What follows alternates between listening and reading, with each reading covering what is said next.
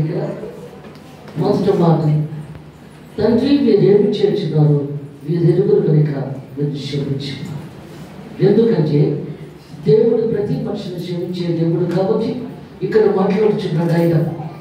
యేసు ప్రభుని శాస్త్రులు పరిసయ్యులు అందరూ ప్రతి నిమిషము కూడా శోధిస్తూనే ఉన్నారు. ఆయన దేవాది దేవుడు మనిషి కుమారుడిగా ఈ లోకంలోకి వచ్చిన తర్వాత ప్రతి నిమిషం శోధిస్తూనే ఉన్నారు, బాధ పెడుతూనే ఉన్నారు.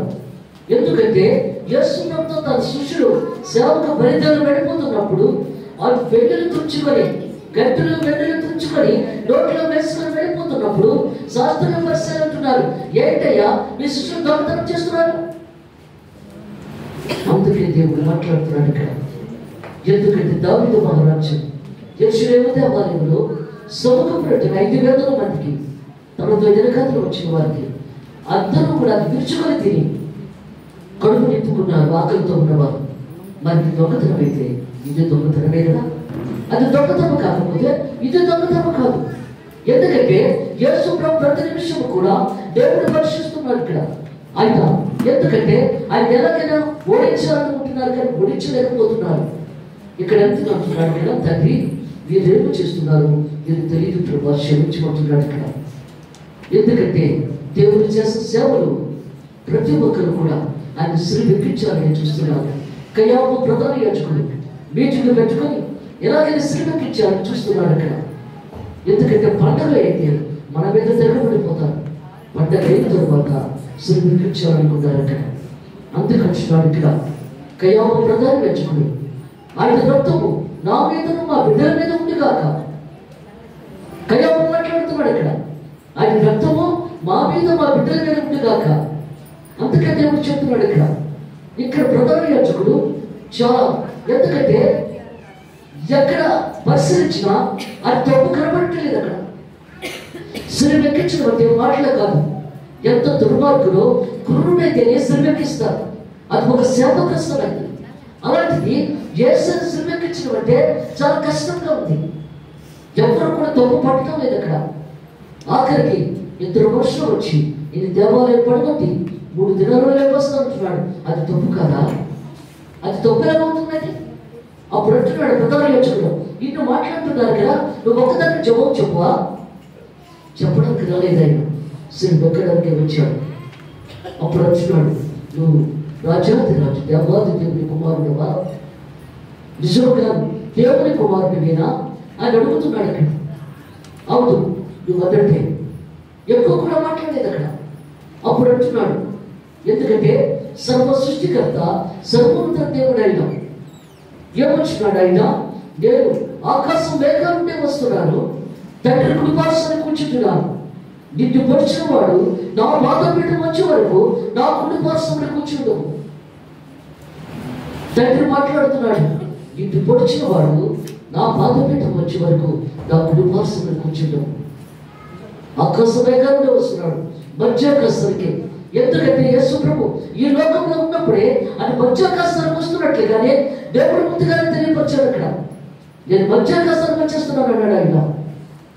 ప్రధాన యాజకుడు బట్టలు ఫారం చూపేసుకొని ఇక శాశ్వతం పడలేదు, ఇతను మరణ శిక్షే, దేవునికి మరణ శిక్షే. తండ్రి మీరేం చేస్తున్నారు నేను తెలియదు ప్రభా అక్కడ ఇక్కడ.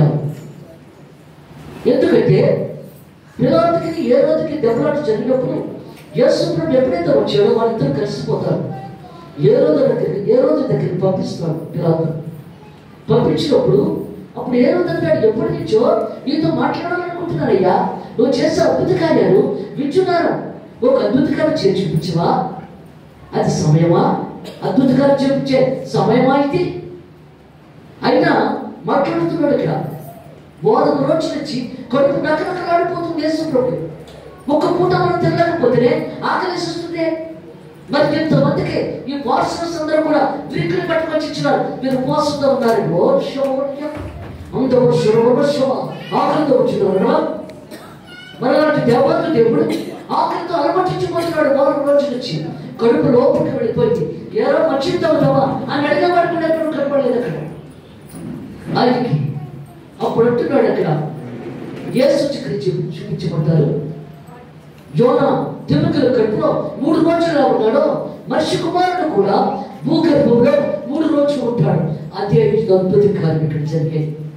ఇప్పుడు జరుగుతున్న అద్భుత కార్యము అదే. పిలాతు అంటున్నాడు అక్కడ, నేనే సిలువెక్కించేవాడిని, దించేవాడిని కూడా నేనే. నాతో మాట్లాడు, నువ్వెవరివి నన్ను సిలువెక్కించడానికి? బయటికి చాటు వస్తేనే తప్ప నన్ను సిలువెక్కించలేవు. నువ్వెవరివి? బట్టి పాత్రవి, ఎందుకు పనికి రాని వారు, మనం గట్టి పూజలాంటి వారు. బయటికి చాటు రావాలి, తండ్రి దగ్గరికి చాటు వస్తేనే తప్ప నన్నెవరు కూడా సిలువెక్కించలేదు. 100 వర్షమా ఇలా వర్తలు ఉంటావా? తండ్రి మీరేమో చేస్తున్నారు? నన్ను క్షమించు ప్రభా, తెలియక చేస్తున్నాను. అందుకే దేవుడు మాట్లాడుతున్నాడు, జడ్జిమెంట్ ఇచ్చేస్తాడు. ఒకటితో 40 దెబ్బలు కొడుతున్నారు, కుర్రా దెబ్బలు, రక్తం బోకస్లో వెళ్ళిపోతుంది, చేతుల్లో మేకలతో కొడుతున్నారు. ఒకటితో 40 దెబ్బలు కొట్టే వారిని క్షమించుకుంటున్నాడు. ఎందుకంటే వాళ్ళ గొర్రెలకు మోసం పెట్టి లాగేస్తుంటే ముక్కలు చేస్తుంది.